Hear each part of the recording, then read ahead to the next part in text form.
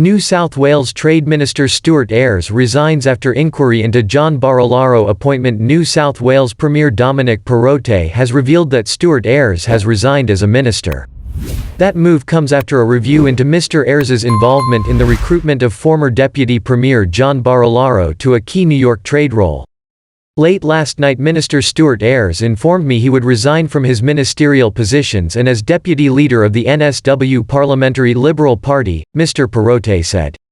His intention to resign follows a briefing I received from the Department of Premier and Cabinet Secretary Michael Coutts-Trotter on a section of the draft Graham Head report relevant to Mr Ayres.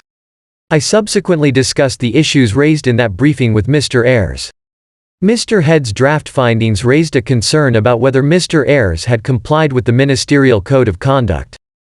Mr Ayres's conduct in the appointment of Mr Barilaro to a lucrative U.S. trade role has been under increasing scrutiny in recent days.